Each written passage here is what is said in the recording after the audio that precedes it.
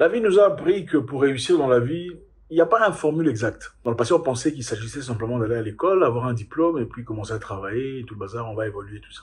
On va se marier. En réalité, c'est pas toujours comme ça. La réalité est beaucoup plus compliquée que ça. En réalité, pour réussir dans la vie, ce ne sont pas les qualifications. Ce n'est pas un très bon français qui t'élèvera au lieu le plus élevé de la société. Absolument pas, à moins que tu ne vives en France. Même en France, c'est pas ça. C'est généralement pas les gens que tu connais. On pensait que ce sont les gens que tu connais. Non, ce n'est pas qui tu connais, c'est qui te connaît. Maintenant, si personne ne te connaît, comment tu te fais connaître? Comment tu arrives à avoir une place respectable dans la société? Tu cherches un moyen d'y arriver. Il y a des gens qui naturellement apprennent à le faire. Il y a des gens qui ne le savent pas. Malheureusement, comme on le dit très généralement, il y a plusieurs sortes d'intelligence. Il y a l'intelligence de l'école, c'est-à-dire tu vas, comme nous on dit en africain, l'intelligence de l'école et l'intelligence de la maison. L'intelligence de l'école, c'est-à-dire l'enfant qui réussit toujours le premier, deuxième, troisième de classe. Mais ça ne veut pas nécessairement dire que si vous l'envoyez au marché, il fera les achats comme il faut. Il fera intelligemment les choses, il rentrera sans qu'on le vole. L'enfant est très intelligent à l'école. Mais l'intelligence sociale, l'intelligence émotionnelle, l'intelligence circonstancielle, l'enfant n'a peut-être pas. Ce sont des choses qui s'apprennent. On ne réussit jamais seul dans la vie. Il faut savoir avoir des gens. Il faut savoir se comporter bien avec les gens. Il faut savoir pas seulement se comporter bien. Au fait, dans la vie, on n'est pas obligé de se comporter bien avec tout. Il y a des gens qu'il faut totalement écraser. Moi, je suis un machiavélien. C'est-à-dire, il y a des gens qui, quand ils t'essayent, il faut les écraser. Totalement. Il faut écraser complètement. Pourquoi? Pour envoyer un message fort à tous ceux qui sont aux entourages. Que ce monsieur-là, on ne blague pas avec lui. Il y a des gens auprès de qui il faut se courber. Je vois des gens qui disent, oh, moi, je ne peux pas me courber devant quelqu'un. Okay. Oh, moi, je ne peux pas, tout cela. Ok.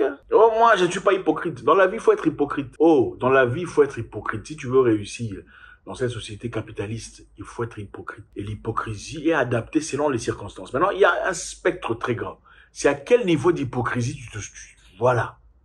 C'est l'hypocrisie au point où tu vends ton esprit. Là, c'est pas bon. Être hypocrite, c'est-à-dire quoi? Le chef te dit, toi, rentrez comme ça, tu te tais. C'est ça. Être hypocrite. Tu es en capacité, c'est vrai, de dire non, moi, on me parle pas comme ça. Oui. Tu es capable de sortir et de t'en aller. C'est vrai. Mais tu sortiras et t'en iras où? Pour avoir quoi? Tu vas laisser l'argent qui est derrière toi? 30 000, 40 000, 50 000, 100 000 dollars, 200 000 dollars. Pour aller quoi? Suivre quoi? L'orgueil. Tu auras du mal à évoluer. Dans la vie, il y a des endroits où il faut être hypocrite. Toutes les vérités ne sont pas bonnes à dire, numéro 2. Oh, moi, je ne dis que ce que je pense. Non, tu n'iras nulle part dans la vie. En fait, je vois beaucoup d'Africains souffrir. Beaucoup d'Africains sont en difficulté. Et avec ça, ça crée beaucoup de ressentiment, beaucoup de jalousie. Ah, lui d'ailleurs, vous pensez que c'est pourquoi? C'est parce que les gens ne sont pas bien dans leur peau. Si les Africains étaient bien dans leur peau, géraient bien leur société, vous verrez très difficilement la jalousie, la méchanceté. Oh, d'ailleurs, lui, il est plus que lui. Pourquoi lui n'a pas félicité lui? C'est-à-dire que lui, il est jaloux de lui. Non, c'est toi qui es fou. Vous êtes issu d'une société malade. Vous êtes des malades. Voilà pourquoi vous voyez la jalousie partout. C'est-à-dire, il y a des gens auprès de qui il faut se courber. Tu trouves une personne qui a des capacités plus élevées, plus à droite que toi, il faut te courber. Tu trouves une personne qui a des choses que tu n'as pas, il faut porter son sac. Tu trouves une personne qui a des choses que tu n'as pas et que tu cherches, il faut porter son sac. Arrête des bêtises. Oh, moi, non, porte son sac. Comme ça, tu vas apprendre. C'est comme ça que tu apprends. Tu portes son sac d'abord. Il t'apprend, et tu vois comme ça. Tu sais, quand vous connaissez l'impact de porter le sac de quelqu'un, temporairement. Vous savez que Obama a porté le sac de Clinton. Sa veste, excusez-moi. Pendant que Bill Clinton parlait aux gens, c'est-à-dire aux gens dehors, Barack Obama a pris la veste de Bill Clinton, il a mis ça ici. Il était en apprentissage. Mais toi, au moins, ils vont passer quoi? Tu n'as absolument rien. 30 dollars en banque, 30 ou 35, mais grosse bouche, grosse, tu vois, la jalousie, les méchants partout, les aigris. Si quelqu'un a plus que toi, il faut porter son sac. Si quelqu'un a réussi là où tu n'as pas encore appliqué ton intelligence, il faut aller le demander. Et avant de le demander, il faut d'abord le glorifier. Mon cher, félicitations. Bravo. Comment tu as fait? Il faut de la maturité émotionnelle. Il faut être guéri pour être capable de dire, mon cher, bravo. À combien de personnes vous dites bravo? La plupart ici ne savent dire bravo qu'aux gens à qui ils sont associés. Tu ne peux dire bravo qu'à ton frère de l'église ou à celui qui chante. Tu ne peux dire bravo qu'à ton pasteur. Mais est-ce que tu es capable de dire bravo à un étranger? Quelqu'un que tu vois dans le quartier, vous avez évolué ensemble, vous n'êtes pas nécessairement amis. Mais tu dis, mon cher, bravo, je vois que les choses vont bien. Pourquoi tu ne nous ouvres pas la porte aussi? Montre-moi un peu comment tu fais. Ma chère, bravo. Toi et moi, on a étudié ensemble dans la même école. Tu étais à 2 années avant moi. Mais aujourd'hui, je vois que ça évolue dans le business. Est-ce que tu peux nous aider, nous ouvrir la porte? Laissez-moi vous dire la vérité. Je sais que beaucoup se disent ici, oh non, moi je ne peux pas poser les questions parce que quand tu demandes les gens, ils disent non, non. C'est dans votre communauté que c'est comme ça. Et deuxièmement, c'est souvent dans ta tête que c'est comme ça. Beaucoup de gens ne te calculent même pas. On ne te voit même pas. Donc tu es en train de t'étrangler, de t'engouffrer tout seul. Oh non, si je lui dis, elle va penser quoi? Tu es bête. Faut demander. Numéro 3. On ferme sa bouche quand on est en colère. On ne dit pas tout ce qu'on pense. Oh, voilà ce que je pense. Moi d'ailleurs, sans vous masquer, sans mâcher les mots. Non, c'est immoral, c'est immature, c'est inintelligent. On ne dit pas tout ce qu'on pense.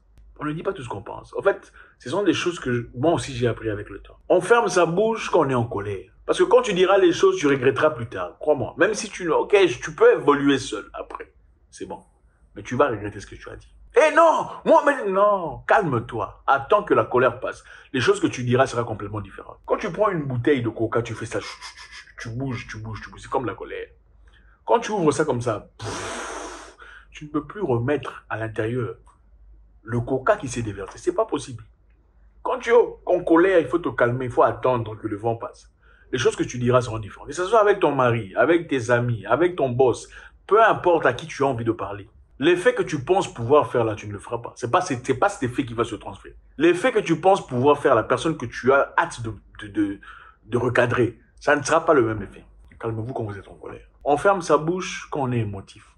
Ça peut arriver, hein. Cycle de mois, vous êtes une femme, faut le dire. Des fois, on est très émotif parce que tout ça.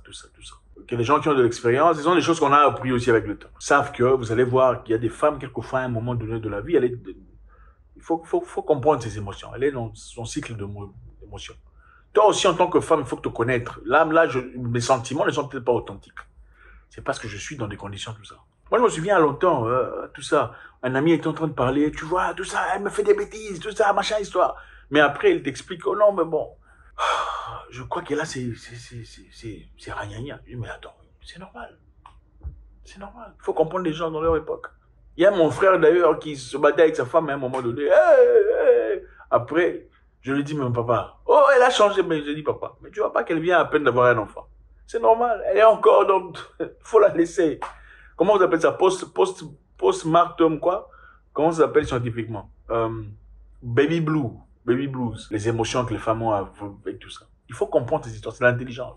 On n'ouvre pas sa bouche quand on est en colère. On n'ouvre pas sa bouche quand on est émotif. On s'incline devant une personne qui a plus que toi ou qui connaît mieux que toi. Il ne faut pas ouvrir ta bouche. Faka.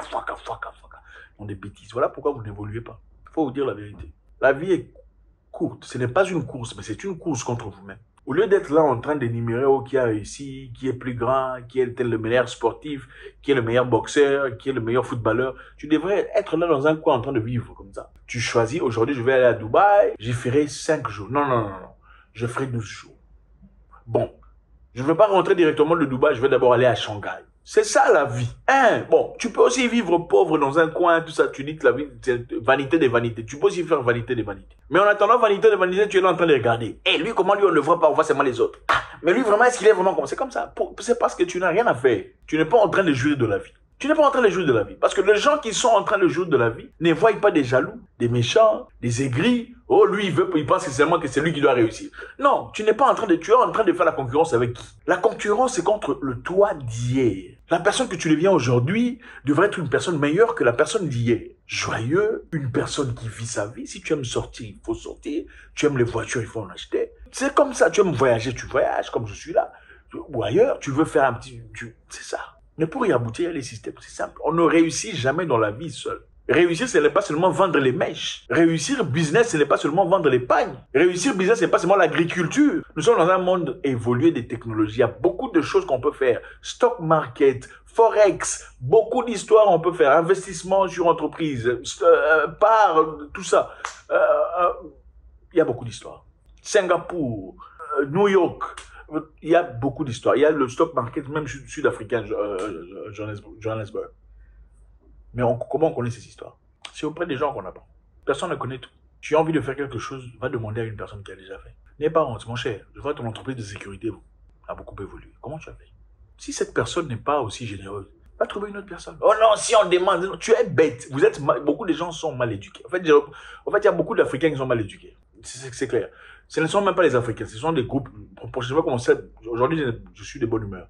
Prochainement, je commencerai à citer. Mais vous connaissez, il y a des Africains qui sont, dans leur communauté, ils sont mal éduqués. Leur mal éducation, c'est normal pour eux. Et ils pensent que tous les Africains sont comme ça. Ce n'est pas vrai. C'est dans votre communauté que vous êtes mal éduqués. Mais je suis sûr que parmi les mal éduqués de chez vous, il y a aussi certains qui sont quand même assez bien éduqués. Vous allez chercher ces personnes-là qui sont bien éduquées. Ces personnes-là qui sont assez ouvertes, ils vous en parleront. Comment tu as fait, mon cher? Apprenez-moi. J'aime ce que vous faites. Tout le monde aime les compliments. Vous voulez diffuser, vous voulez désamorcer n'importe quelle situation devant une personne. Que ce soit dans un bureau, que ce soit dans un, peu importe, une personne que vous... Très belle chemise, monsieur ou madame, belle paire de chaussures. Complimentez une personne. J'aime vraiment ce que vous faites. C'est un grand plaisir. Oh, moi, je ne fais pas semblant. Voilà pourquoi vous êtes là, avoir des jaloux dans la pauvre. 35 € en banque, mais en train de critiquer les gens. Est-ce que lui, il est comme Nganou? Est-ce que lui... c'est marrant, c'est rigolo. Francis Ngannou, je l'aime beaucoup. Moi, j'ai parlé de Francis Ngannou en 2019, quand vous ne le connaissiez pas. Il n'y avait même pas encore Internet au Cameroun à l'époque, dans ce coin-là. J'ai parlé de Francis Ngannou à l'époque où l'Internet venait de l'Internet que tu as là, ça venait de la Côte d'Ivoire. J'ai demandé aux gens, Francis Ngannou, il faut le soutenir. Comme les gens soutiennent Conor McGregor. C'est un multimillionnaire. Il venait à peine de faire 100 millions de dollars dans son combat. Parce qu'à chaque fois que Conor McGregor combattait, il y avait des tas d'Irlandais qui quittaient l'Irlande pour venir aux États-Unis pour soutenir. J'ai demandé aux gens, soutenez Ngannou. Il y a un Africain là, Ngannou, qui combat. Il est fort, mais il a besoin de soutien. Les gens m'ont insulté. Les Camerounais m'ont insulté. Eh, d'ailleurs, tu veux nous montrer quoi? Les gens font ce qu'ils font. Est-ce que les gens m'ont quitté leur boulot pour les... Aujourd'hui, vous voulez ouvrir votre grosse bouche là, comme ça, vous parlez. C'est moi qui vous ai parlé de Ngannou. Avant que Ngannou ne soit, j'ai vu. Je vous ai parlé de Ngannou. Francis Ngannou. Aujourd'hui, une force qu'on ne peut pas... Voilà. C'est ça la destinée. C'est un garçon très humble, très simple. C'est impossible que la vie ne lui sourie pas. C'est impossible. Il est simple, il est humble, il est travailleur. Mais ce sont les gens qui ne foutent rien de leur vie, qui ont des grosses... Quand vous êtes en colère, ne dites rien. Soyez calme. Quand vous êtes dans l'émotion, ne dites rien. Soyez calme. Ce que vous direz, vous regretterez. Quand vous pouvez vous excuser, excusez-vous. Demandez pardon. Oh, moi, qu'est-ce qu'il va penser? Tu vas perdre. Tu gagneras une fois, deux fois, trois fois, quatre fois. On ne domine jamais sur une personne pour toujours. Ce n'est pas possible. Quand tu as l'influence d'une personne, ne prends pas ça pour acquis. Quand une personne te considère, te respecte, une personne t'aime, te le montre, il ne faut pas prendre ça pour une bêtise.